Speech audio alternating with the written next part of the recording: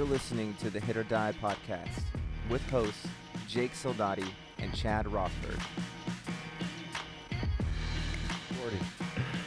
Hey everybody, welcome to the HIT.OR.DIE podcast, episode 25. We're here with legendary assistant coach, he'll call himself, Mike Rupcich, Fresno State assistant, hitting coach, recruiter, third base coach, is also FPU assistant, and we just heard that you'll be going back to FPU to help out. Well, I'm with Oscar Hershkorn, and I asked Oscar if I can come out a couple times. It's not any on a regular basis, just when I can make it out there. Not a full-time thing. No. You got to be around the game, though. Oh, it's fun being around. I go out and throw batting practice. That's what I do, and talk to Oscar a little bit here and there, and watch a few hitters, and we have good conversations about different guys on the team, and what do you think, here, this and that. And it's just fun being out there. Yeah. Well, you were head assistant at Fresno State for 26 seasons, a part of 15 conference titles, 19 regional appearances, and 2 College World Series teams there. You were inducted into the Fresno State Baseball Hall of Fame in 1996. You played at Arizona State University, hit over 360, and helped lead them to the College World Series. Finished runner-up 1972 to USC, lost 1-0. You were drafted by the San Francisco Giants in 1972. In 2002, after coaching at Fresno State, you became the director of events at Fresno State. Co-chaired the Western Athletic Conference Basketball Championship in 2004 and was the tournament director for the Women's NC2A Softball Regional Tournament in 2003-05. Also chaired the 2005-06 Women's NC2A Basketball Championship held at the Save Mart Center. And you were the Senior Associate Athletic Director at FPU in 2007. That's quite a resume. But So I guess I can't hold a job. well, you had a good one for 26, behind one of the best head coaches of all time. We appreciate you coming on the show, and you were a name we've been trying to. I know you and I have been playing phone tag for the last almost month of trying to get you on here. So we appreciate you coming on the show, Coach. I'm happy to, Chad. It's really great to talk baseball with especially guys in the Valley that know what's going on in this particular area. But it was such a nice introduction. I've got a remark about one. I played at ASU and hit over 360. Holy cow!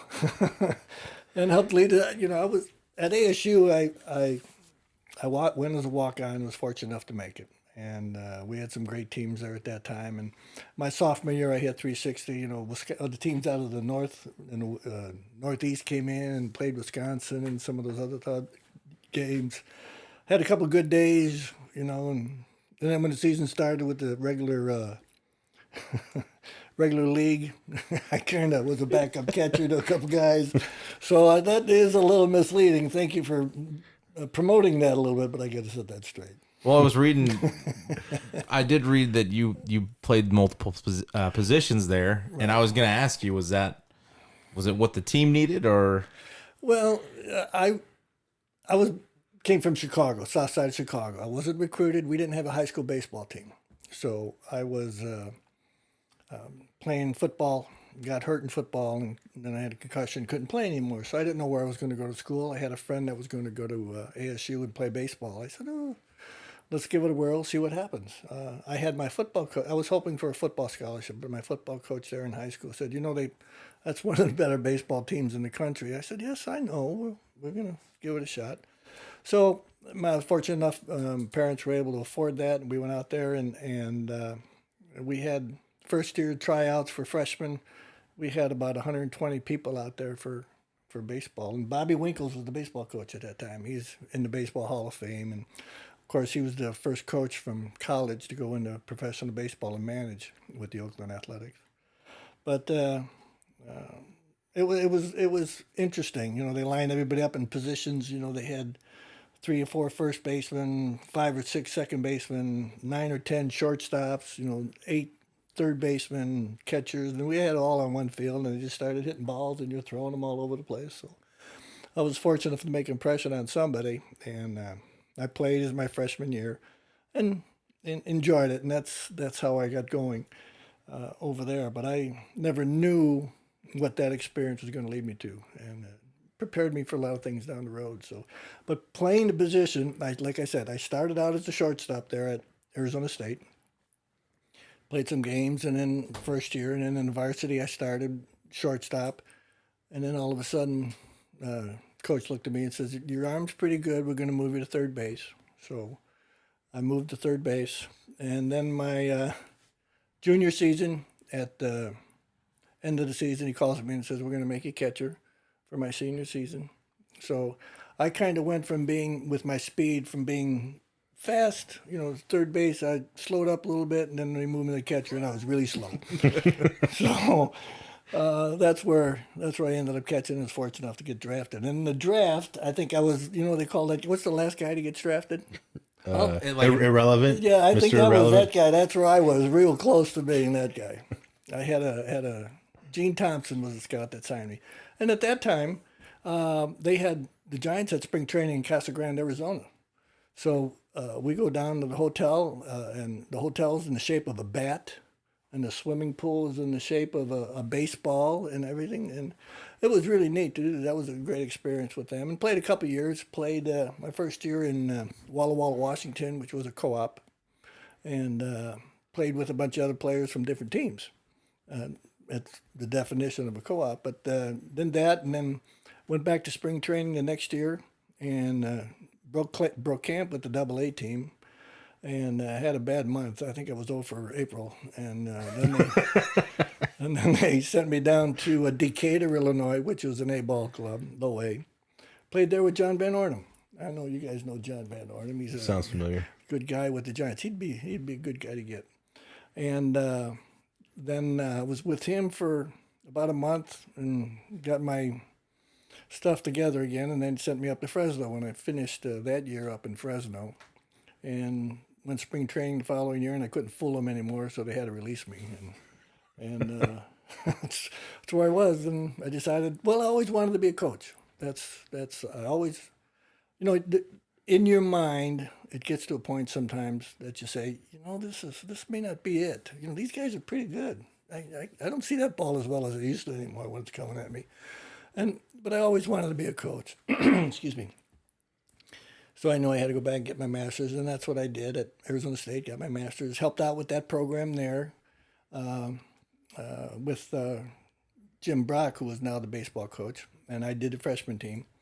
And just the way I got the job at Fresno State was I was going to school there getting my master's. There's another gentleman there from Fresno, Tom Crow, who in this area is well known for being an administrator in the Clovis schools. I don't know if you might know him, but he's a great guy. And he said, they're looking for an assistant coach at Fresno State.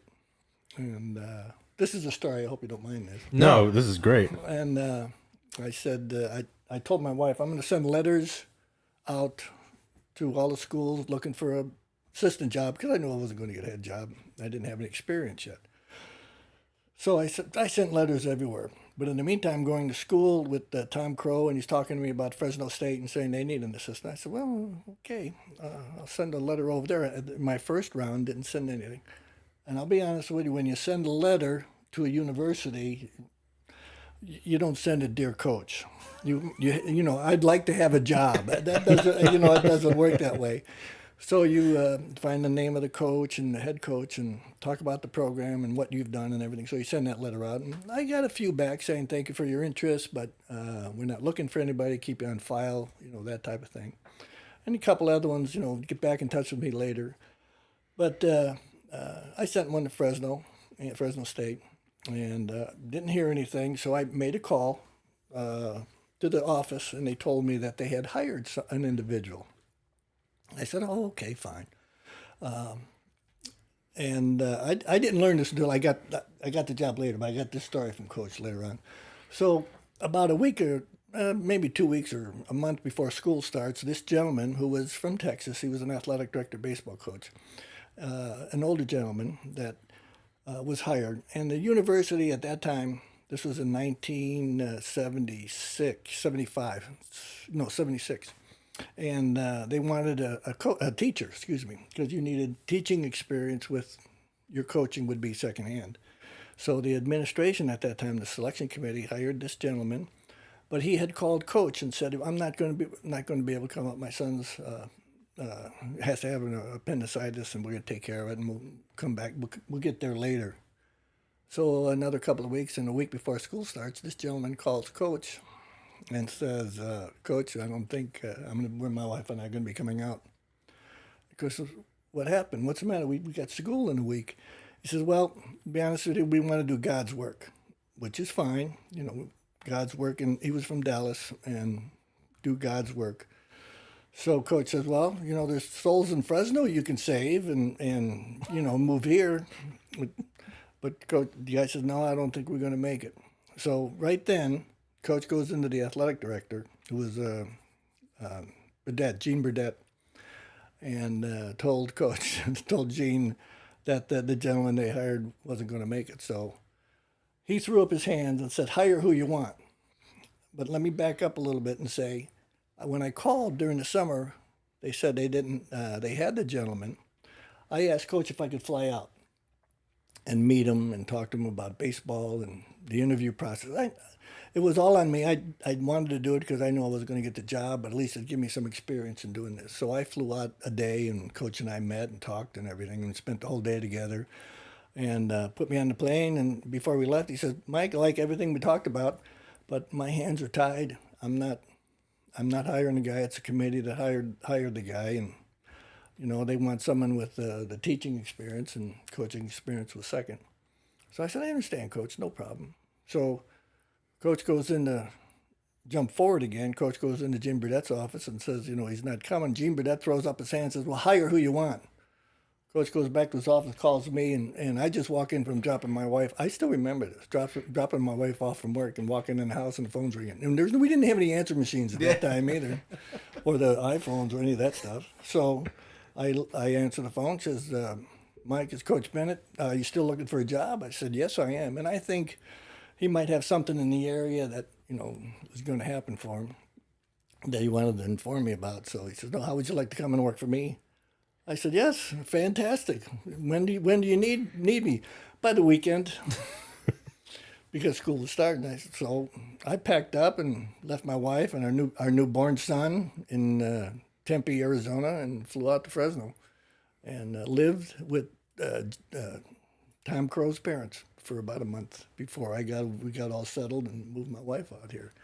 But that's how I got the job in Fresno State. It's crazy. If you don't get that phone call, does he call back? Yeah. I mean, if it's that weekend, you have to be there. Could you imagine? I often thought of that. I'll tell you, God's had my, and I do, and let me give praise to God on this too. There are some things in my life that I can't explain. How can a kid from the south side of Chicago end up at Arizona State, do that, and then all of a sudden end up in Fresno, California, do what I get? So I praise God for that. It's really amazing. Did you happen to hear Coach Bennett's episode at all? Some of it, yes. Did you get to where he told the story of how you got the job? No. Oh, he told it too. Yeah, he told it close? Too. You're pretty close. I wanted you to hear it. He didn't. I wanted to try to get it to you because I thought you would appreciate it. Yeah, you'll appreciate it.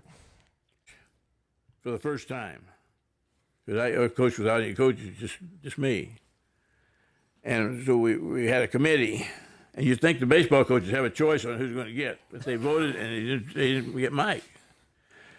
They voted the guy in Oklahoma, or Texas rather. There you go. And the guy called me the night before. First of all, let me tell you about Mike. Mike came out on his own. He had any coaching experience, ex-player. We drove out from Arizona State on his own. So I wanted to coach. I wanted a young guy. I didn't want somebody 35 years old that had been coaching and burned out. And that's what the guy they hired was. I liked the guy, but I said, if you get burned out, you're going to burn out again. To me, burned out was ridiculous. I love the game of burn out. So this guy was going to be hired. We hired him. And the night before, he called me. He was going to come out. He said, I talked to God, and he wants me to go do some missionary work. But I promise you I'll come out, so I'll come out. Please don't come out. I don't want to be in trouble with God. You stay right where you are. And I went back to the athletic director. And the athletic director said, I'm tired of fooling with this thing. Hire whoever you want. Mike Rupcich, you got the job. I was pretty close. Yeah, they were right pretty on. Close. Pretty close. But it was funny. That was a good story. But yeah, like, God works in mysterious ways, and like I always say, everything happens for a reason, and it happened to work out the good for both of you guys. Yeah, it was really funny, and because I had played in Fresno with the Giants that one year, and we had used to come over to Fresno State and just fool around on the university and things like that, and saw the baseball field and the things that Coach Bennett has done, over the years and everything, from building the program and the stadium has just been phenomenal, and everything that he's done with the players that he has had that are now coaches in the Valley is just remarkable. Well, that's another thing I was going to ask you too, because you guys have had numerous players go on to be coaches. How cool is that? That's outstanding. I mean, it like I said, it gives me goosebumps. We've had so many guys that are involved in the Valley and still going on coaching in the Valley.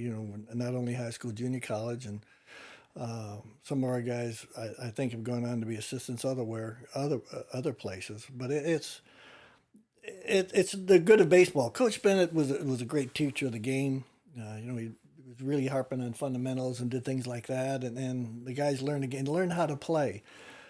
Thing he was always harping about now, as we talked, was coaches calling pitches. Boy, that bothers him, a bit. How's a catcher going to learn to call a game if you don't allow him to call a game? I'm looking over at the coach, and that slows down play. The pitcher throws the ball, catcher gets it, throws it back to the pitcher, he looks into the dugout.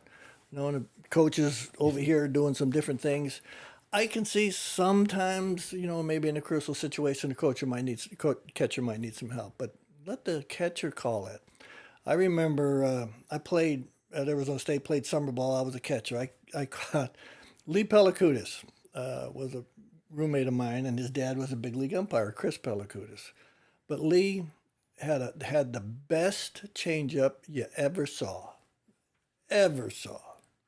I remember in playing in Mobridge, South Dakota, Summer League, playing with Chris. And the front of the hitters on it are as anxious, and he's ready to go, and he's really pumped up. I called 3 change-ups in a row, just bang, bang, bang. And I still remember this. This guy threw his bat. He struck out. He threw his bat against his side. And I was just chuckling, going back to the dugout. It was just amazing. But you have that feel when you're in the game and playing. He says, this guy's too anxious. He's not going to hit it. He wants a fastball. That's all he's going to want to see. And you throw him a change-up. Ooh, he's out in front of that one. Let's see if he could do it again. Change-up. Ooh, it looked bad on that. Well, let's end it right here. Boom, change-up. He's not thinking then 3 in a row. Yeah.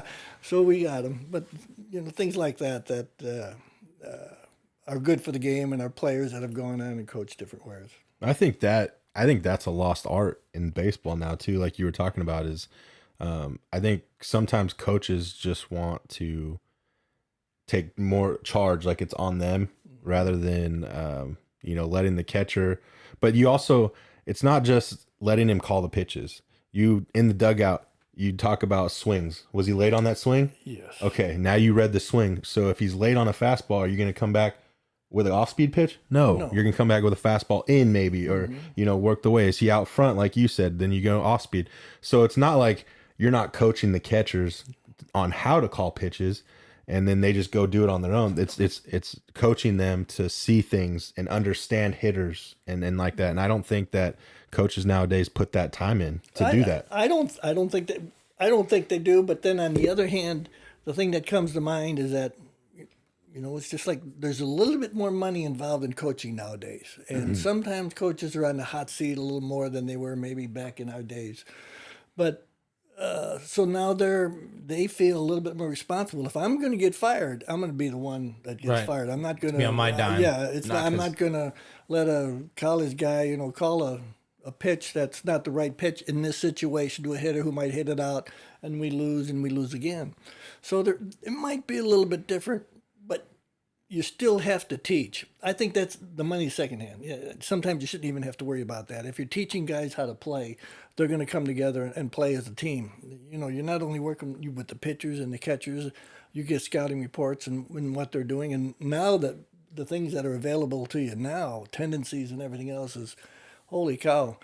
We used to go with paper and pencil and say, this guy hit the right a lot. That's what we did, and moved them over to right field. But the things that are available. And so I think coaches have to free themselves, I like Oscar Hershcoin, and Oscar he has that the flip up all the guys. Yeah, the numbers. The numbers now, and the Weinstein brain or whatever they call it. You're given those things, and that's great. And I love Oscar, but I wish because sometimes he gets upset and things like that. But he's a great coach, and he's a great guy with a great man for those young people, and he teaches every day at practice. Let the umpire give the catcher get a little freedom and call it, because he's got some good players over there, and he does a good job with them. So, give or take, it's I guess maybe at a coach's discretion. I'd like to let the guys play. Go ahead and play. Then let's talk about it later. That gives us something to talk about after a game. Why'd you throw this pitch to that guy? And then he learns. Yeah. You learn by mistakes, Yeah, I think kind of there's some merit to what you said, Chad. Some coaches like to be in control, and that's not necessarily a bad thing. I think if your catcher's not baseball IQ's not enough to trust him to call the game, I could see that being maybe at the high school level anyways. But a lot of times in high school, in fall, you kind of let them just do it. Yeah, right? and that's the perfect time for that. And that's where, like at Clovis West, we have it. So if something happens in a situation and we come back in the next day and be like, hey, why'd you throw the curveball there? He just fouled one. He was late on a fastball, just like we talk about. So I'm trying to help him understand. So that's the teaching aspect. But some guys just, it's fall ball. It doesn't matter, whatever. Right. And then now we're in the league. Okay, 1-3-5. I'm calling the pitches. So, but I just feel like even calling pitches, the catcher still has to understand why the coach is calling this pitch. That if that's how the approach is, and the teaching player, this is why we throw it. Maybe his stance, maybe he's too close, maybe he's far away, maybe his bat angle, all different things that maybe the first swing that he sees. Okay, we're going to get him on this one. Well, those are things you talk to the catcher, and if you're doing that as the coach and in between innings, and he's learning, then he's learning how to call the game. Yeah, no, and I agree. I think like summer ball, fall, that's prime. I mean, that's what you're doing fall ball for. Yeah, you're developing, younger guys, and you kind of know some of your starters already. Especially in high school. You're only going to get better from that kind of stuff. Coach, what was as a player, what was Omaha like then, and what was that experience like? Well, we went in 72. I think that was 72. We were there with. We had a pretty good record. I think we lost about 7 or 8, less than 10 games that year. Won about 56 or something like that. Had a pretty good club. It wasn't it wasn't on TV. It was at Rosenblatt Stadium. I have a picture in my office at home of Rosenblatt Stadium with the stands filled and everything else at the twilight. It's pretty neat. But I remember, the playoff system was different. If you lost 2, you're gone, and you played just about everybody. There weren't divisions or anything like that. So we played SC, and I think we beat him during the week because we lost to him in a championship game, 1-0, and that was on a pass ball. That was tough, and I remember I made the last out facing Randy Scarberry, Rick Scarberry's brother, and he struck me out. See, I still remember that, by golly. That's a long time ago.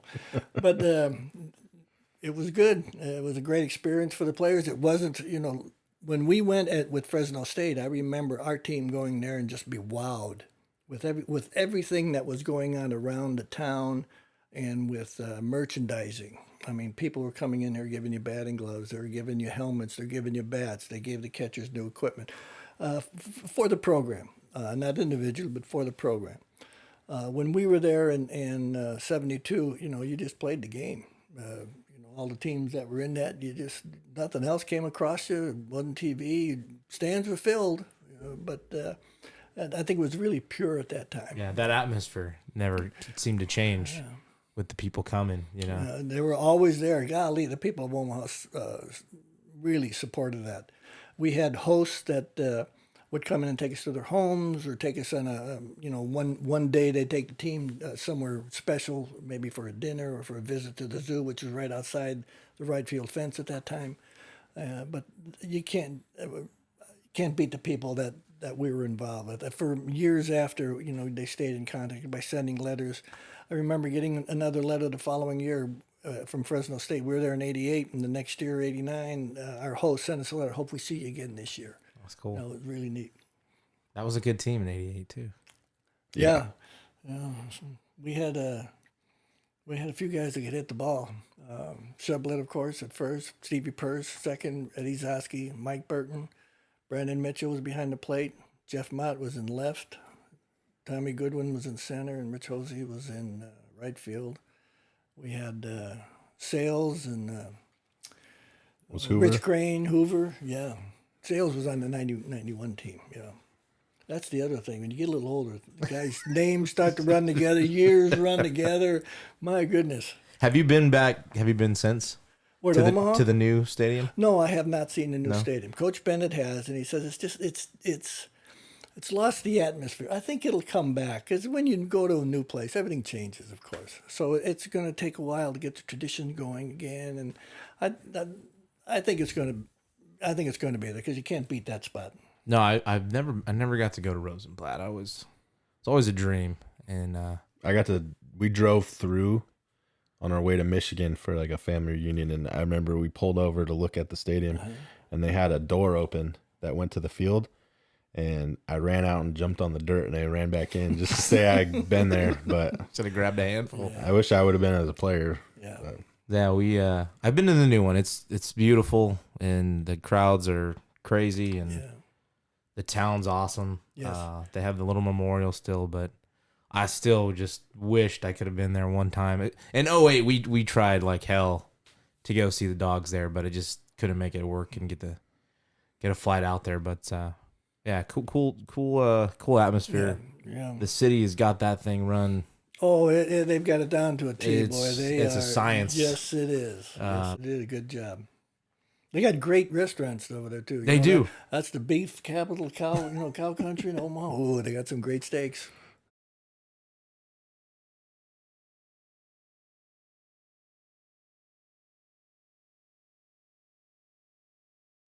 Coach Vanderhook had he said you guys would always play Fullerton, and there was a couple good bouts with Augie in Fresno. I forget which one he told us, but he had gotten tossed. And do you have any specific memory or story with Augie and those guys coming down or going there? Or Well, there's two stories. One at our place. I remember Steve Buchholz was a pitcher at that time, and I don't know what happened, but the later, probably words were going across, and guys throwing a little bit in, a little more than often, and knocking somebody down. Well, one time, Steve Buchholz threw a pitch, and I think it went behind the guy, and then nothing happened. And then the next pitch, the guy swung and let go of his bat, and it went halfway to the mound. And Steve Buchholz picked it up, and as the hitter, I don't remember who the hitter was coming out to get him, Steve took it and stabbed him with the bat. And here we go. And now both dugouts empty, and that was a Donnybrook, and that took a while to subside. So we had that one, and then I think the next year in '88 when we went down there, we were beating them pretty good, because I think that weekend we took 3 of them down there. But Lance Sublett was coming home, and Mike Main was a coach at Orange Coast Community College, and his son was a catcher at Fullerton at that time. And for some reason, Main stuck his foot out and tripped Lance coming in from scoring at home plate, and Lance took a couple tumbles, and everything was fine. You kind of puff up a little bit. What'd you do that for? Well, nothing happened there, but because both guys puffed up, the bench is emptied, and the Donnybrook started. And I remember Eddie Bustamante. I guess Eddie was a pretty good. He had some boxing background, and he's over there just in the back, just popping guys, pull, pull, pull, pull, pull, pull. And he did that. And then I remember Coach Burris. He had some guy in the headlock down on the floor. Just boom, boom, boom. Doesn't That surprise doesn't surprise me. one bit. No, not at all. All I remember red. that one. Yeah, Coach Burris is a feisty guy. He's a good. His intentions are great, and he's a hard-working, hard-nosed guy. And he's just an old-time dirty baseball player. Dive in the mud, and he's just that way. And he had the guy headlocked and just pull, getting them. Yeah, we had a few of them with, but and at that time, even Coach Augie and Coach Bennett, even after I say, hey, we gotta stop this. It wasn't we're mad at each other anymore. I think it was just the intensity of the games and the players and it was over. I mean, once it cleared off, it was over. It's never carried over to the next year, anything like that. I mean, it was a rivalry, yes, but Augie respected our program and we respected his program, and I think that's how it should be. Now you see some guys that are holding grudges and. The chipping that's going from dugout to dugout, all of a sudden it gets a little more intense and it starts to get a little more personal, and all of a sudden guys are starting feelings to get hurt, and and somebody looks at somebody wrong nowadays, and the pitcher comes in and throws it under the chin, and now I'm going to look back at him and I'm going to remember this, or someone slides into second base real hard and pops up and sticks his chest out. And all of a sudden you say, "What are we doing? Wait a minute here. It's not about the game anymore." Yeah. Yeah. No, it's you're showing me up like that. And you guys probably saw the NFL game yesterday. It's just like, yes, I'm sure that guy's a little upset right now that all happened. That's where I think all of that turmoil and tension and we're going to beat you and getting all the emotions riled up. I think that's what happened on that. It's probably a one-time deal, I hope, and. But Now he's going to have to rethink his career. Yeah. And he's one of the best defensive ends in the league. Yeah. I think he was the number 1 pick, wasn't he? Yeah. And I think he's already been suspended. Yeah. Yeah, that was an ugly. I think that was an ugly deal. Yeah, that's uncalled for. Uncalled for. Now I want to get into, when you were recruiting guys, what type of, back then, how was it back then trying to go drive somewhere, recruit somebody? Obviously, there wasn't a lot of video stuff to look at. How was it going to recruit guys, and what did you look for? Well, in our recruiting process, we'd always, we'd have a meeting with coach and set our goals for what we're looking for. Coach's thing was always you got to get something up the middle. You're at that time, when I got there in 76, 77, baseball season was 77, and learning from coach and everything else, he showed me how he did it. You get on the phone, you get your contacts, mail out your letters and things like that, talk to your coaches. But we didn't have any of that stuff. We would say, okay, what are the primary goals that we want to go with? Well, we got to make sure we have catching. Well, first thing we got to do is make sure we have pitching. You've got to have pitching, so you got to have 3 starters, because you have a weekend series. That's what we always played. So then you have to have the backups for them. You got to have relievers. So you're looking at least 6 guys right now, at the least 6 guys. Then after that, you got to go with catching, and then you got to get your shortstop, second baseman, and your center fielder. And if you can recruit those types of players, then you can fill in the other spots. If you get all shortstops, and all of a sudden shortstop's playing third, shortstop at shortstop's at second, and a guy with good hands is playing first base, then you're going to have a pretty good infield. Outfielders, you got to get a center fielder that's going to be able to run. So if you recruit center fielders, you get a lot of guys that can move over to left or right, and depending upon arm strength, where they're going to play. And catching is the same thing. Got to have a guy, that can handle hitters, can handle the pitchers, be able to call a game, and be a leader like that. So those are the things we look for. My first recruit that I signed was John Reelhorn. I came in, and John was a player in Stockton, and we talked many times with him on the phone, and talk with scouts. That's a lot of scouts helped us out at that time. We would ask individuals that would see him play. You know, how was this guy? Well, he struck out 13, you know, in a high school game, struck out 10, you know, thrown in the high 80s at that time. So we sent a letter and talked with John, and brought him in for a visit and talked with him about the program. And of course, when the letter of intent came, at that time, coaches can go and sign a letter of intent with guys. So I drove down Stockton that day and signed John to a letter of intent. His parents were there, and we signed the letter, and that was my first recruit. And on the way home from Stockton to Fresno, I got my first ticket. I got my first speeding ticket. Because you were so excited. Oh, yeah. I got my first one there. You didn't have a phone, so you're trying to rush back to tell Coach Bennett you signed a That's real right. horn. Yeah. How many of the guys, when you were recruiting, were dual sport athletes? Ooh. Boy, I couldn't tell you for sure, but I'm probably Majority? a large majority of Yeah. those were two sports. I believe, even with my own kids, I believe that they should be in high school. They should play every sport that they can. I mean, if they overlap, if they're in the same season, you got to make a choice. Sure. But I think if you're going to play football, fine. You want to play basketball, fine. And you want to play baseball, they're going to overlap a little bit. But what are you going to do? Come home and sit in front of the TV and twiddle your thumbs or play a video game? No. I told our kids, you're going to do something. I don't care if it's in the band or whatever. You're going to do something. But even when we recruited, we had John, I think Reelhorn played basketball because he was 6'7". Bordy was a good athlete, Rich Bordy. Tommy Goodwin was a terrific athlete. Jeff Mott was a great athlete in Merced. I think that's an advantage because they're coordinated in different things. They can do, play different sports. I think that helps them along. Of course, we did get some guys that only played baseball. A lot of it at that time, there wasn't the specialty. You just specialize in one particular sport, as a lot of kids are doing now. And I personally don't think it's that great, but because they can do so many other things and experience so many other things. I think they'll get burnt out quicker. I think they could. I think they could. Because what do you got going now during the summer? You got showcases, you got all-star teams, and you got all kinds of things playing during. So I had some young coach or young man with his son told me they played about 160 games this year.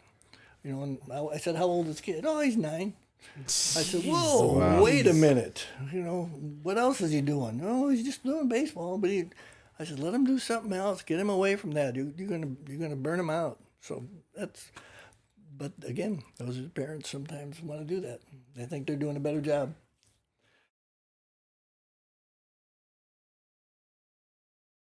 We're at Fresno State. We were unlimited in number of games we could play, and our winter league usually started the first day of school. Coach would meet with all the proposed players, the coming players that are coming back, and new recruits and everything else first day. And the next day you're getting your uniform from the locker room, and then you're on the field by the end of the week and starting to play baseball. So, and then we usually had tryouts. We'd have 70, 80 players come out for the program, and Coach would keep everybody. He would keep all 80 of them for the length of the winter league, which is the first day of school all the way up to just the week before Thanksgiving.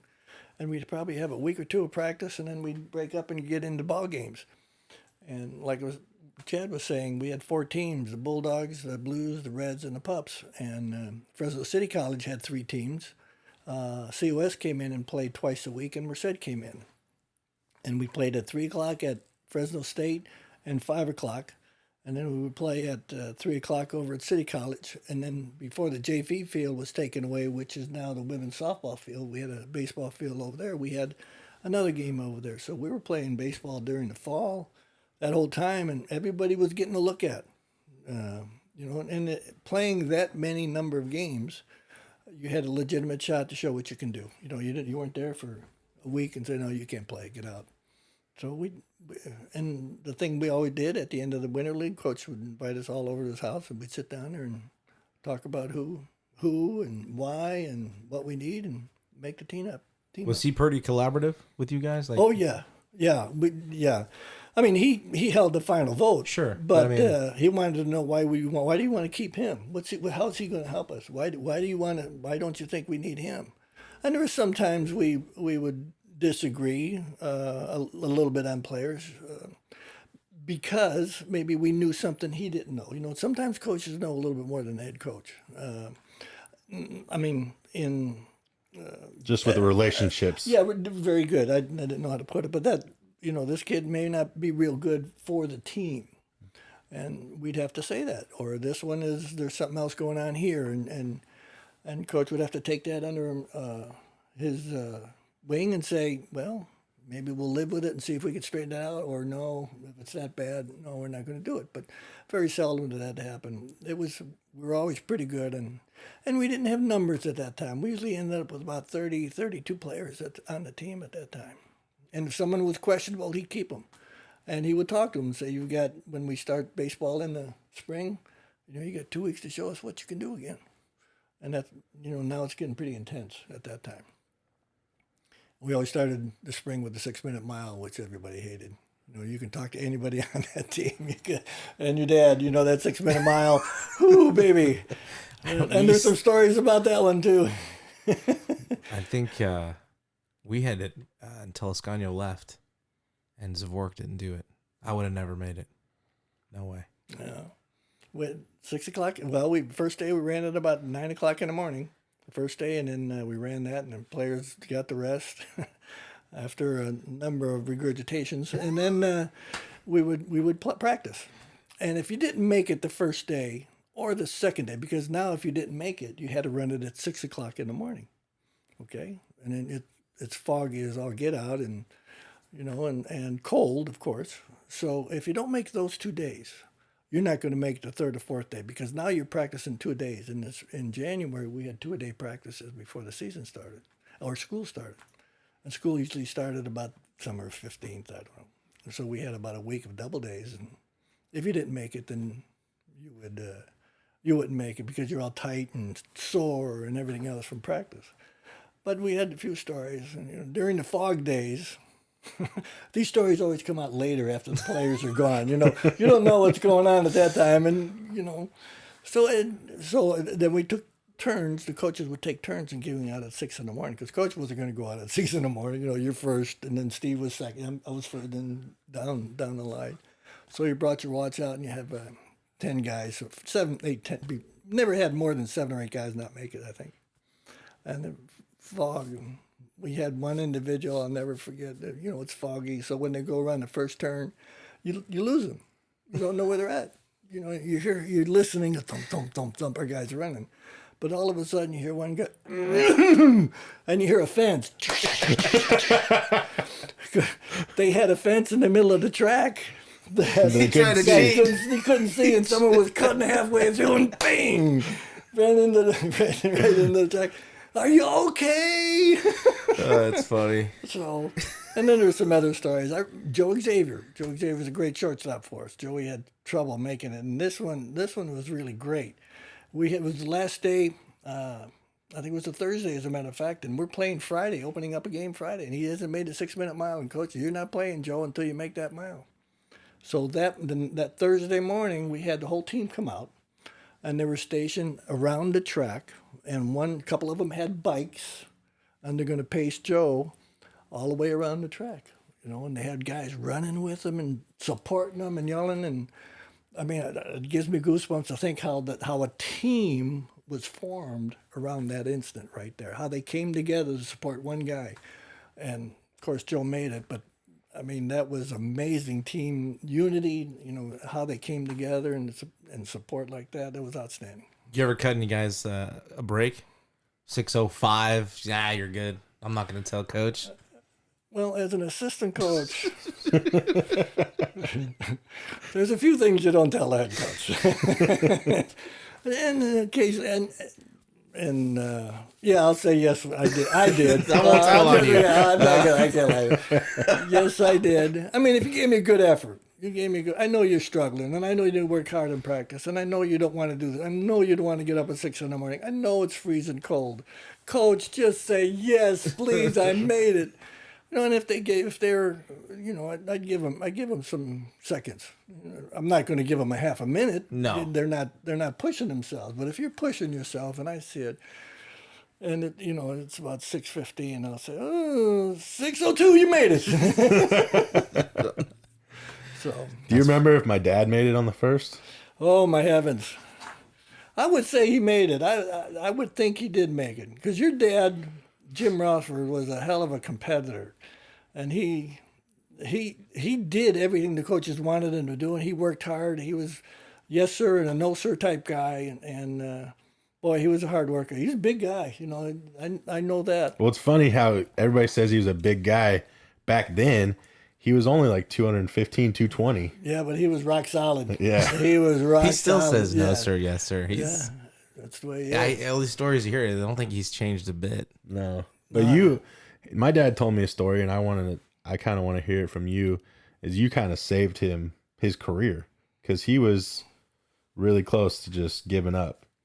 Well, sometimes as an assistant coach, you got to see some guys, that are down or struggling in some way, and you just know that they just need someone to talk with them and stuff. And we were going to Hawaii for regional playoffs, and Jim was with us all year, but we had to cut the team, and I think it was 22 guys traveling, and Jim didn't make the team and the travel team, and it was difficult for a lot of guys that didn't make it.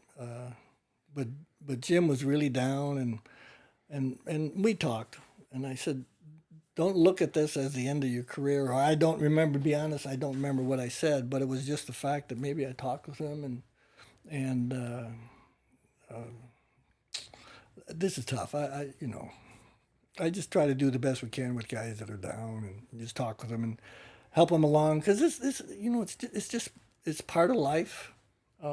Things aren't always easy sometimes, and you can't do all the things that you want to do. And you look at guys that, because he had, big, strong guy like that, he had potential. You did, but at that time it was just numbers game. It wasn't his inability to play. It was just a numbers game, and we didn't want to lose Jim, and coach knew it too. We didn't want him, and you could see it in his face. Boy, that was a tough decision, but he it was tough on him. He was going to call it quits, but we didn't want him to, and we're glad he didn't. Well, after he responded. Yeah, after that happened, he had a great summer, fall, and Thunder and Lightning. He ever tell you about that? the original Thunder and Lightning. Yeah, we did that a long time ago. We had another guy by the name of Ron Johnson from Fullerton Junior College, and he came up, and he was just about as big as Jim. Two big guys, and they were 3 and 4, or vice versa. Jim was 3, Johnson was 4, or Johnson was 3, and Jim Rothford was 4, and they would go back and forth. But boy, could they put a charge on the ball. Holy bananas. Part of that, what is it? I've seen a couple guys talk about the Cedar Avenue Club, or Putting one on Cedar Avenue. Yeah. And from the old ballpark, and there's some pretty good shots, and Jim probably has a few out there. But he, 20 home runs that year, and I think Johnson had 19 or something like that. But I Both batted over 400. I remember Thunder and Lightning. That's what we called them. what do you think about today's game? Well, I mean, like with high school, we have pitch counts. I think a coach should know, and hopefully they're, educated enough to understand the mechanics, of a kid's arm, and it's still developing, and number of pitches that we're going to have him throw, counting what he throws in the pen to end the game, and he's thrown maybe 100 pitches already, and now we're going to throw him the next day. Some guys do need control, some guys don't need control. That's probably a good way to say it. But I wish you talk to the player, and I think a competitive player is going to say, "I'm ready, coach." And that's where a coach has to be smart enough. No, you've thrown enough, and seen through the player's actions. He's walking around a lot more in the mound, or he's shaking his arm or something like that. That he needs to get out of there. The game today is better. It's better equipped. It's better coached, I believe. But I'm I'm not a fan of some of the hitting techniques that are going on now that are being taught or talked about. You know, this launch angle deal. You know, everybody swing up. I think that's something that big leagues are doing with a lot of guys. But if you watch that World Series and they showed the slow motion of a lot of those swings, boy, those guys got right into the plane of the ball and they stayed in the plane of the ball for about 9 inches. You know, and that's where you're going to make good contact. Other guys that launch angle, you know, you're coming in there up to the ball, your hitting zone's about 3 inches. I don't know how they're successful. Of course, in the big leagues, I always said those guys are special athletes, and they can do things like that. But when you're down in high school and college, I think the basic fundamentals: get into the plane of the ball and stay in there as long as you can. Well, they stay with that approach with 2 strikes, which that's what probably bothers me more than anything. Yeah, there's no adjustment. Well, in professional baseball, you're paid to perform, or you're paid to hit home runs, or I think you're paid to hit the long ball. They don't want these guys at base hits anymore. Look at Altuve, a little guy. He's swinging for the fences. Yeah.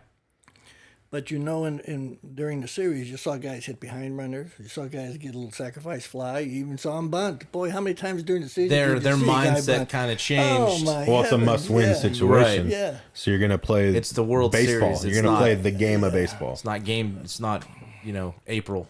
Yeah.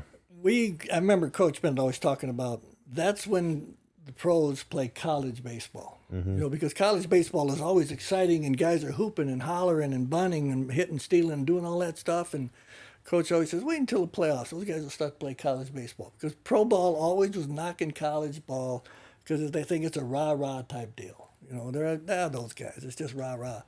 But when they get into the playoffs, boy, they're supporting each other and they're running, they're jumping up on the dugout when there's a base hit. They got something going. So why can't they play like that all the time? Granted, it's 168 game season, 162 season, and it might get a little tough to do. But golly, don't sit there on your phone in the dugout or having the bubble gum on the top of your hat. Guys got to do different. I don't know. That's I just don't understand that sometimes. Speaking of Altuve and the Astros, do you have an opinion on what's been going on with the scandal, the cheating? Oh, that was for the not this year's tournament. I think it was 17. The camera in center field. Yeah, it can happen because I know in college games, guys that have their clubhouse right there are watching the game on TV for a college game, and they got a guy standing by the door, got a guy standing by the dugout, and they got a catcher giving a sign. And he's going to yell, Bill, Bill, Bill, come on, Bill. It's fastball. So that happens. I know that happens. Whether they're doing it or not, I guess they've caught him and pretty much can make certain that they did that, or what's the deal on it? I say no. No? I say my thing is why now? Why is somebody coming out now? If it happened in 17 and that person's no longer a part of that team, and they're coming out with it now. Because some of the videos that come out with editing nowadays, anybody can put a sound through a thing. I feel like the Astros, it really showed this postseason that they really pay attention to pitchers and what they're doing with stealing signs that way, which that's just part of the game. Yes, it is. The pitcher's tipping it off and doing something with his hand, his glove. And exactly. We did that. But that's, like I said, that's visual. You can see that in the box. Yeah. You can't see what the catcher's giving. I know. But and if there's video out there. There's no video of them actually stealing the signs. They're just saying, listen to this bat hit the dugout when a changeup's coming. Well, Because I have no problem with a pitcher setting. But if that happens, I'm a first baseman for the other team, and I keep hearing them hit the dugout. Right. I'm gonna say something during the game. Right. That's where it's confusing to me. Being a player that knows, like you've been out there, if you hear something going on, you're gonna be like, "Hey, they got something over there. We gotta change something up." Or now, like even the first base coach, "Hey, Bill." Hey, they keep saying Bill or their first name on certain pitches, I've noticed, which that's, you just notice it and you change things up. But for somebody to come out now from the 2017 thing, I think it's just social media now. It's just trying. Baseball's over, so they're trying to find something to talk about. It could be right, and I think you're right. If a first baseman is aware, or the third baseman is aware, or something, and all we did it in our dugout, listening to their dugout as far as what they're saying, or claps, or names, or anything. Right foot forward, left foot forward. All those things, you come in and you watch the other team, so you're not tipping signs. And that, as you said, Chad, that's part of the game, and you want to make sure you pick it up and change it right away. Yeah. And then you go again, you do it again. But for the video stuff, I don't. I just know. need more evidence. Yeah, you're probably right. If somebody's going to go out there and attack them and say that, then there needs to be more evidence of it that is proven, because anybody can edit a video to make a sound. Sure. I mean, well, you're gonna have to go look at it for yourself too. yeah. But I mean, I got into debate with some of my Dodger friends, and they're asterisk by 2017's World Series, and I just like, hey, you did go 7 games, and Yeah, they beat the Dodgers in LA Game 7. Yeah, so they're not, So- for 3 or 4 of those games, because I think 3 or 4 they're away. Game 3, I think was a walk off for Bregman. Was that long game? Yeah, and so maybe there, but there's still 3 other games played, 4 other games played. There was opportunities to win. I feel like if you have signs from the video, you're going to be destroying teams. Yeah, and you also see how the hitters are swinging at pitches. Yeah. If they're on everything all the time, and you're saying, "Well, golly, we just call a breaking ball after a fastball. That's a 95-mile-an-hour fastball, and he's on that thing." You just say, "Ooh, how the heck can a guy adjust like that?" It's going to be tough to prove something, because those guys are just tremendous hitters, and they can adjust on something like that. No, I agree too. But And plus, nowadays they sit on one pitch. Yeah. They'll be like, "I'll take a 95-mile-an-hour fastball. I'm going to sit curveball this whole at bat." Yeah. And that's where Bauer did his video, and he threw a breaking ball to Bregman, and he hit it out, and he had the music of like a UFO. Like, oh, how did he know that? Well, I just watched you throw a hanging curveball to a big league. It wasn't like it was a down and away curveball where he got it out to opposite field. You threw a hanging curveball, and then it ended up in the middle of the plate. Exactly. So that's not he must have had my pitches. No, you just threw a hanging curveball to a big league hitter. I mean, they're saying that players know, and I'm thinking too, like if you're a Bregman who's going into a contract year, are you gonna rat on your? Are you gonna what kind of that puts you in a pretty? I mean, as a person with some integrity, I'm gonna say, hey, this ain't right, guys. We're not doing. But he's also at the will of an organization that's gonna be paying him a lot of money in the offseason. Are you loyal to that? I don't know. I just think it's a wash. I guess that's a bad question, only because none of us could be in that. None of us are in that situation we can't relate to that. Well, I mean, they also said that Carlos Beltran was part of it, and Cora. So now are the Red Sox doing it? Are the Mets going to be doing it? I mean, you know what I mean? It's going to be a whole. I heard somebody debacle. saying there's multiple teams that have been accused of doing it, and nothing's been proven. No. Well, I think one. I forget who. There was 2 teams that they mentioned that, and they're saying they can prove it with the Astros. But what do you do? The best teams draft win. Picks? The best teams win. Yeah. You take away the draft Nationals won. What's saying the Astros weren't doing it this year? They lost every game at home. You know what I mean? So it's like that's another thing. Well, it could be my friends that are Dodger fans are still upset. But that's what I'm they saying lost. is put the facts together first. Like, if they were doing it in 17, why wouldn't they do it in 19 if they never got caught? But then there was no game 1 at home this whole World Series, which has never been done before. The hottest team won. It was the Nationals. It's baseball. Yeah, it is, and it's going to be tough to prove. And you hope you guys have enough integrity and have to do something like that. But when you're on the field, you can do all of that is part of the game. Yeah. But if you're starting to use an extra or audio-visual stuff, that's just not for the game. Not for the game. And I agree with that. And they should, because I think the NCAA has some rules against that with computers in the dugout and things like that. They just started letting them use the. Well, the SEC is using the does the walkie-talkie to the catcher. Oh, are they? They got an earpiece, and they walkie-talkie. Well, that might be used to speed up the game. I think so. It's like for quarterbacks in the Which I don't mind that. Then no, I can see that. But Do you again, think the manager's calling the game again? Well, do you think the game has, like we talked about, what league, the Atlantic Coast, or with all these rule Yeah, changes? they're going in. the robo umpires, and I mean, how do you feel about that?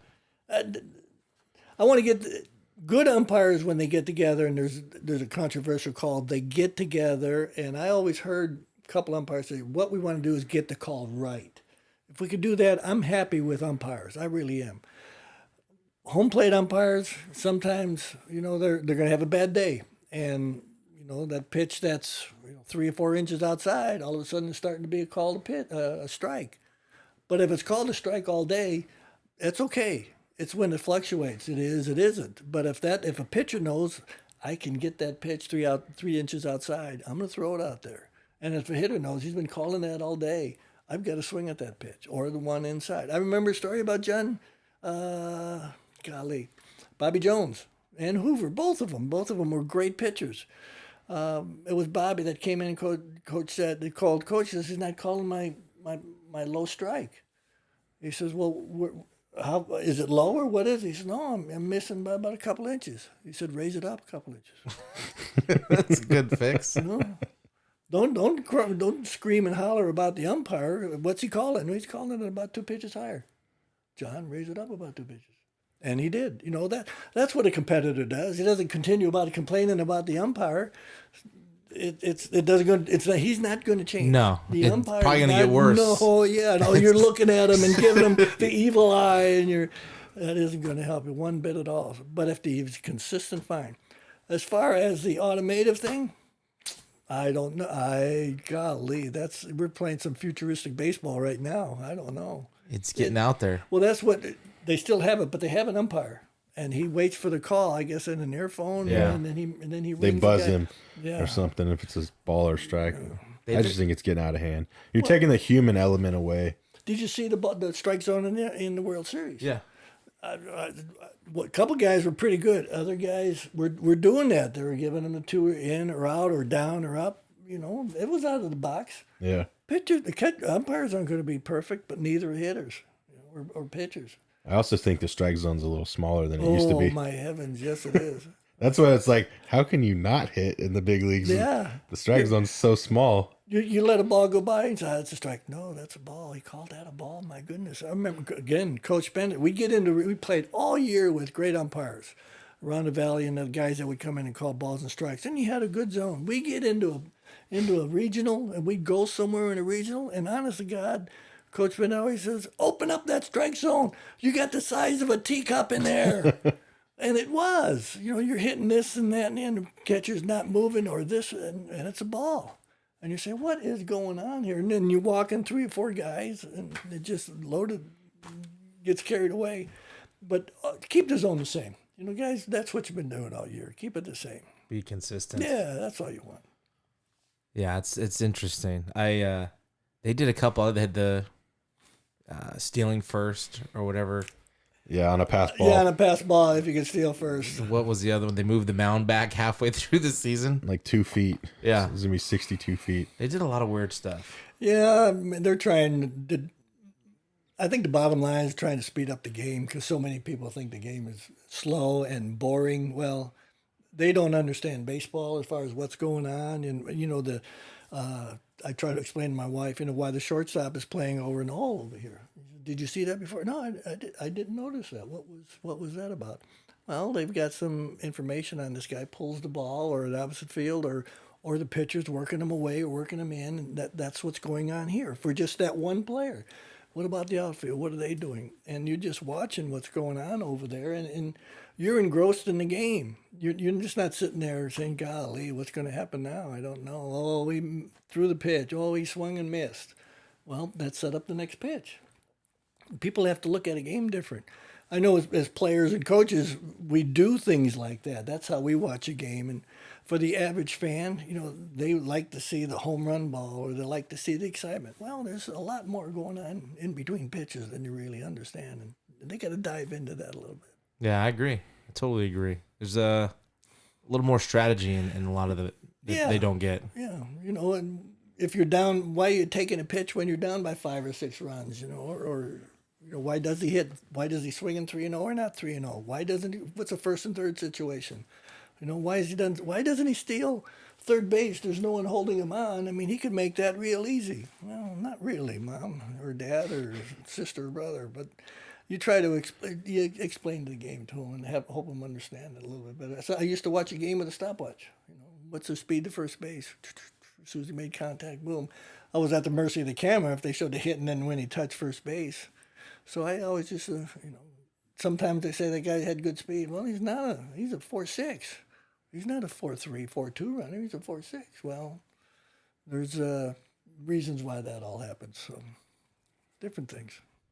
Yeah, that's great. I like it too because it was like Vanderhook said. It's like when he recruits, he likes to watch the guy when he doesn't have the ball or in between innings or, because you're always doing something. And so people that don't play the game or coach the game or understand it don't realize that everybody has something to do every single pitch.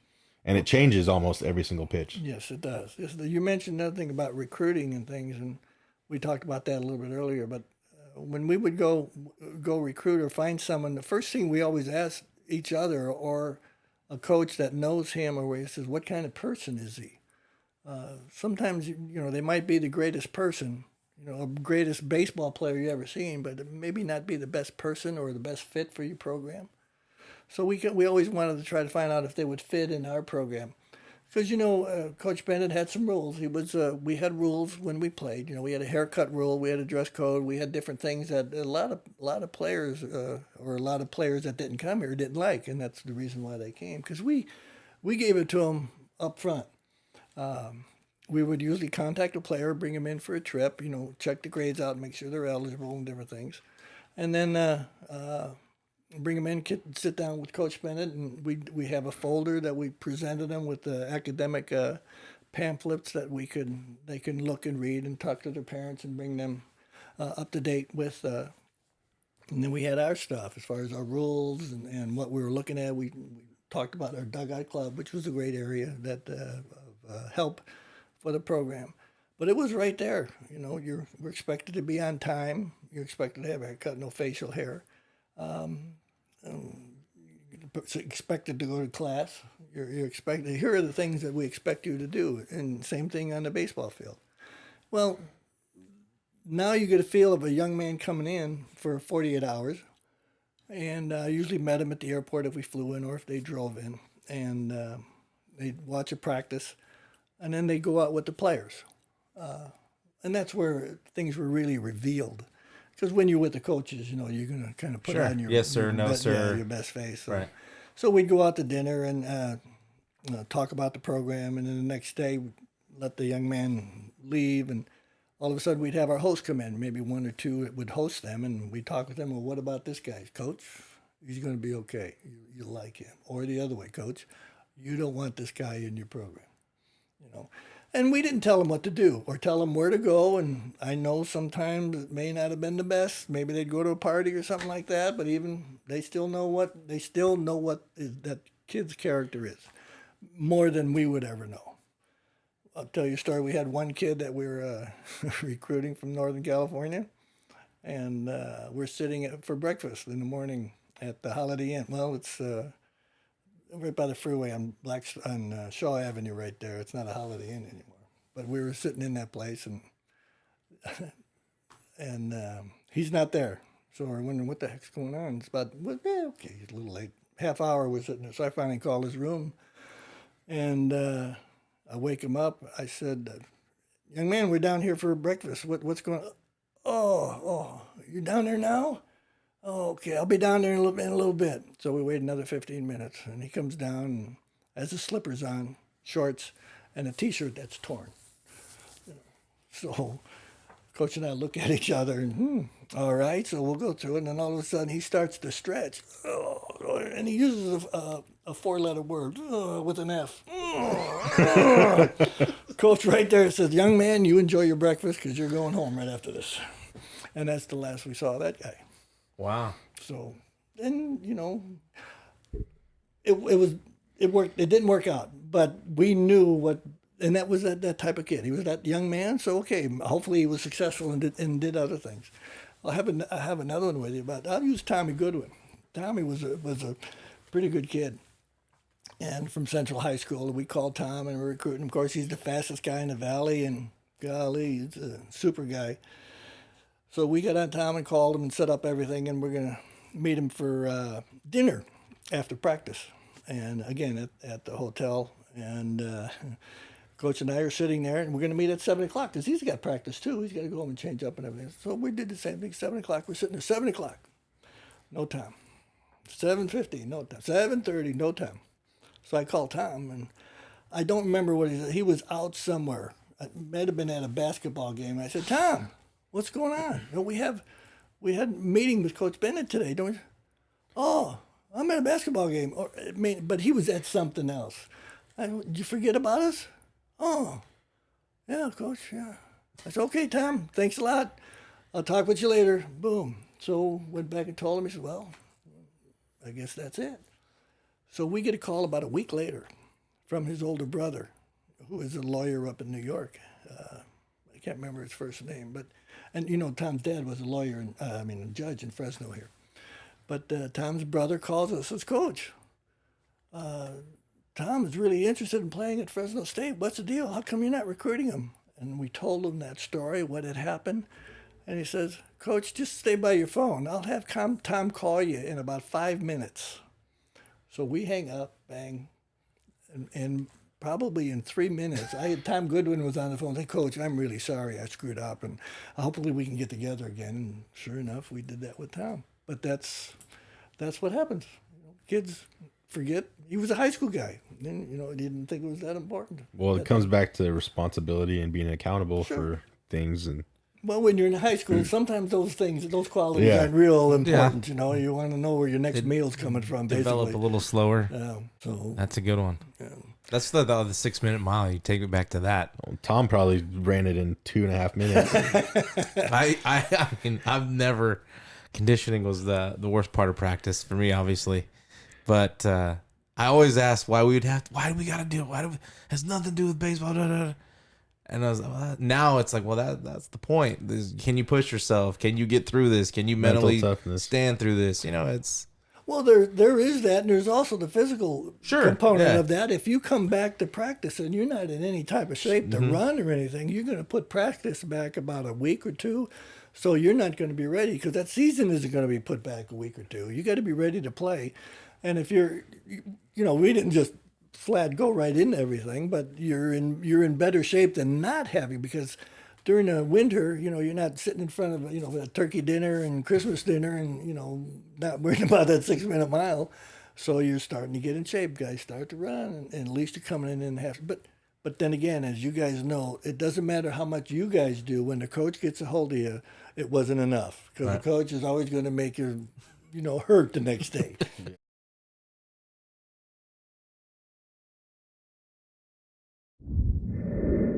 Yeah, it means a lot to me, just knowing you personally and everything, and what you did for my dad and stuff. Well, you were a great player too, Chad, and I'm sorry we didn't get on that when it happened. But well, you guys were gone. Was that when it was? Yeah.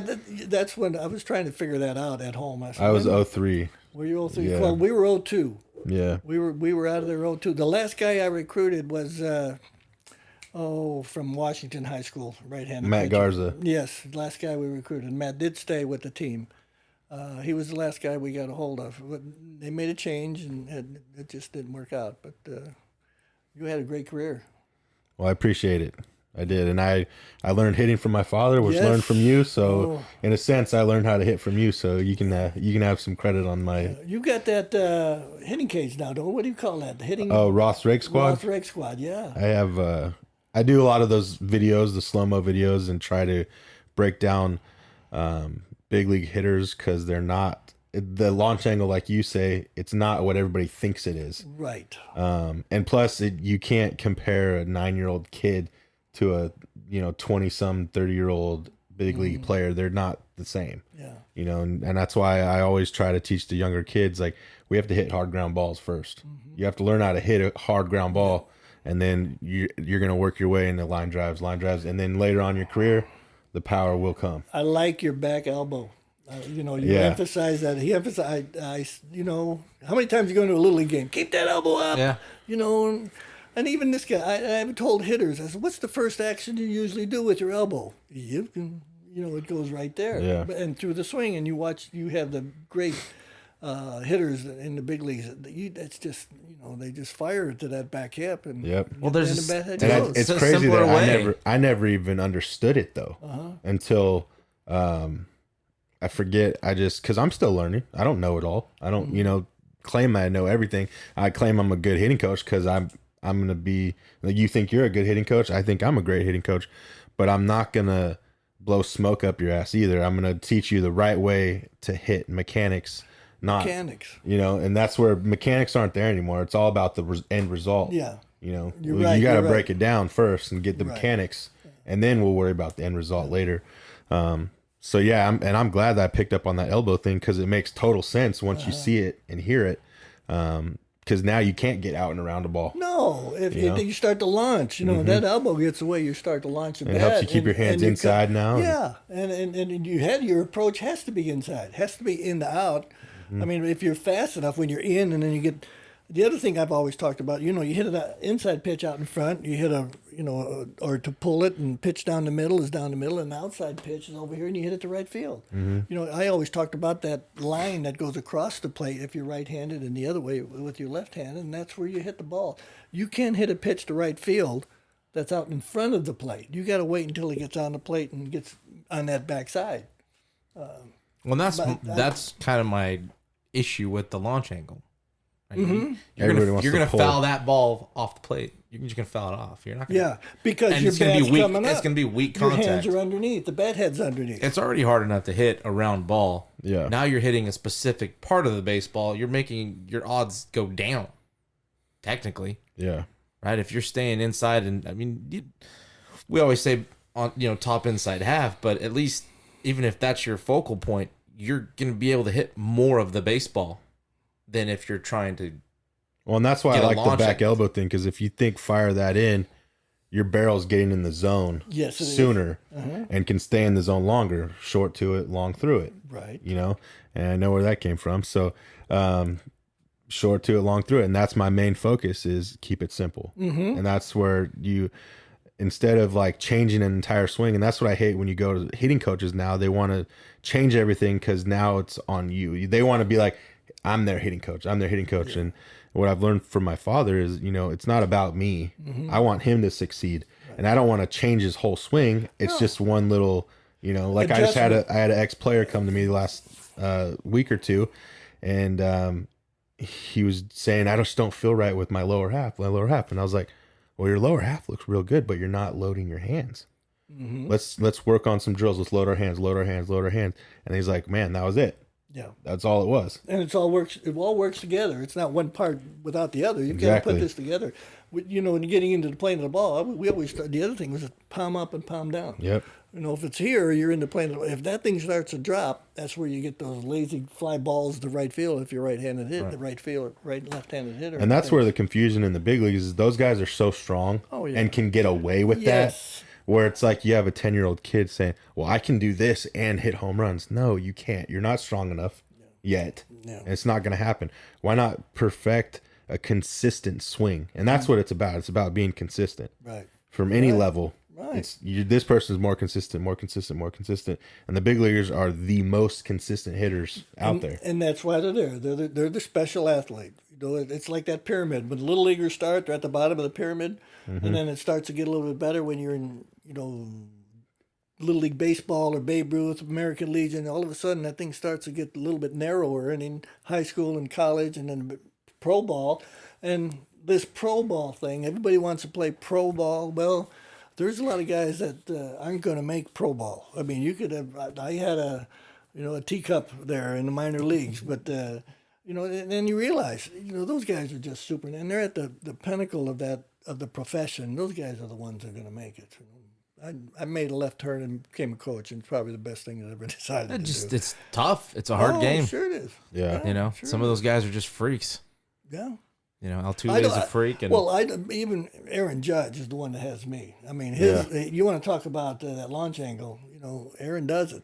But he hits it to right field. Yes, he does. Yes, he does. I mean, I know it doesn't, I mean, it helps being 6'7", 280 pounds of muscle, but it didn't come easy though. He had to work. He did. He's had to make some serious adjustments. Well, what type of athlete? How much did he play at Fresno State? Was he an everyday player all the time? I think he was at the end. Yeah. At the end of his career, that's what I heard, and and some of the guys mature later. Yeah. But he's got the launch angle, and he's paid to hit home runs. Well, it's just like they said, Bellinger, he hit 1 home run in high school, and he was a 4th round draft pick out of high school, and now he's MVP, hit 40 or 35 or whatever. And but he had to learn his swing. That's what we're trying to get out. Learn your swing first before you worry about the power. Because I mean, at Little League, you could hit a ground ball and be safe. Yeah, sure. In high school, you can hit a ground ball and be safe. Sure. In pros, you're not going to be able to hit a ground ball and be safe. So that's where you get that. You want to get that more of the backspin and work on hitting line drives. But in Little League and stuff, I mean, don't you just want to get on base? Isn't that what it's about? Hitting the ball hard, making something happen. Yeah. And I know we preach that in high school. Is that's put the ball on the ground, make something happen. Know the situation. Right. That kind of stuff. Some of the things they don't get either too is you got. I mean, Bellinger, he made a big change with 2 strikes this year. He was really good with 2 strikes. But he's also got another freak hitting behind him. Oh, yeah. And another freak hitting in front of him. Where in high school, you don't have that. No. You don't have any protection. But I mean, rarely do you have a just stacked 1 through 9 lineup. So when you talk about being a good hitter, I just think at this level where we're at, that's gold. Yeah. I mean, yeah. And it's just hard knowing that the strikeout is okay nowadays. Yes. And it was not okay. No, you have to put the ball in play. It's not. I don't think it's like. It's I know guys get upset about it, but they don't do anything to change it. No, they're not changing it. I'm pissed I struck out. Okay, well let's make an adjustment here. No, you go back up and it's the same. Well, okay, you have no reason to be upset. And that's where I don't like the pro game, is because the kids are watching that it's okay. So when we're preaching 2 strikes, no, we got to put the ball in play. Well, they're like, okay, you're saying that, but this guy strikes out 200 plus times a year and he's up for the MVP, or, they're thinking that, and he's batting 240. Well, he's batting 240 in the best league in the world, first all, which 240 is still terrible. You should be batting 400 in high school, and that's where, if you're batting 240 in high school, striking out and thinking you're hitting home runs, no college recruiter is going to come get you. No, it's the same thing. You talk about guys choking up on the bat. They don't even know what choking up or coming off the handle a little bit there. Constant fight. For a little more bat control. What do you mean bat control? Oh, I'm going to. Like Pepper. They don't even know Pepper anymore. Oh, Pepper is a lost art. Holy bananas. That's a lost art. You try to play Pepper. Even we did that too. We didn't do it enough, but with Pepper, with college guys, oh my heavens. And then the other thing too, and it was funny because they'd have a base. We'd have 3 guys out in front, 1 hitting. And they're going, okay, you might miss a ball. Okay, pull another one out. But now if the fielders miss a ball, they let it roll all the way to the fence. And I'm looking at him. I says, that ball isn't going to roll back. That's why you don't want to miss a ball. You want to be active. But if it's not hit right at them because their feet are planted, but if they have to go left or right, that's not only for the hitter, it is also for the fielder. Yeah, hand-eye reaction, coordination. That's a great game. Yeah, that's a great game. No, it's a lot of changes. We can talk hitting for a long time. Oh yeah. Well, if you do, let me know. We'll go to lunch. Yeah, and we sit do. down and talk hitting. I love talking Coach hitting. he had a drill called dry run hitting, and we did that. Talked about something basic. Well, what do we do for 1 kid? I said, okay, put your bat down. Put the knob of the bat by your back foot, and usually it's 32, 33 inches. Whatever. I said, take a stride now. Boom. And if you stride past your bat, that's too long. Some guys are really, well, what do you do when you stride long? Well, you lunge, your top half comes with you. You could lunge or overstride, different things. So we said, okay, just come on the inside part of your foot.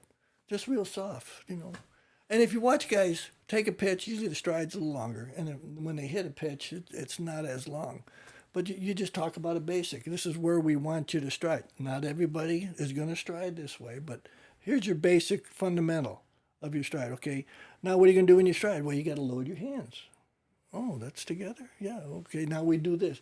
But Coach Bennett taught me that, and we, as a coaching staff, we taught that to our hitters all the time. And he did the same thing with the pitchers. He had dry run with the pitchers. He was so good with mechanics and teaching guys that are now coaches that are teaching the same thing. Yeah, I still do that. I do the 3-step progression, I call it. I do the stride, load, swing, Yeah. but then I want them to feel everything, Mm-hmm. and then we put it together. And yeah, I still am old school hitting. I still good. believe in it. I think it's the best way to go. Is that old school? You know, put the ball in play, hit it hard. Less is more. Mm-hmm. You know, less movement. Yeah, you don't need to make it complicated. Nope. Well, then just go out and do it. Go out And compete. take swings. Yeah. Go out and hit. Yeah, you can't be a one-day hitter. You've No. got to, guys that would come to practice and come early into the batting cage. We're fortunate if they have the 2 batting cages there over there, and we were throwing all the time and getting your swings or getting the machine. Guys didn't like the machine because they didn't see the arm for it. Well, we'll back off and say, okay, see the ball go in. Create something that works for you. Don't say I don't like it. Create something that works for you. But you've got to work at hitting. It's a science that you have to work at. Unless you're just tapped on the shoulder by someone special, and not too many of those guys are. No, you're right. You have to work at it. I agree. No, Coach, this was fantastic, and again, thank you for coming on and hanging out with us and talking some baseball. Happy Yeah, good luck at FPU when you go out there. Absolutely, we'll go catch some ball games and. Well, I think Oscar does a great job. Went from NAIA to NC2A Division II, and he's had that program since its origin, and he's done a great job. Yeah, we got talking with him. He was fantastic. Also, he's got He's a great guy. Yeah, great mind, and I love how he goes about his business. Hopefully continued success for you. And anything else, Chad? No, we're good. Whenever, if you ever want to come back, just let us know. We'll get you on and get Coach Bennett in person here at the same time. Get everybody all in three. here. Coach Payton. Oh, yeah. Well, I'm going down Saturday, tomorrow, to see Coach Payton, and he's got a fundraiser with his Renegades, Bakersfield College Renegades down there, and I believe Chad Brown, former player of ours, who is the not the hitting instructor. He is I think the mental hitting coach there, or some title that he has that Brant Brown. Yeah, Brant with the Dodgers. Brown. Right, Brant Brown. Yeah, Chad's his brother. That I think he's the assistant hitting coach. Yes. But he works more the analytics and the mental. Could be, the mental part of it, yeah. So he was in the dugout this year. Well, that's good. Good deal. Glad to be here, guys. No, thank you again, and thanks everybody for listening. That's episode 25 of Hit or Die podcast. Hit or Die.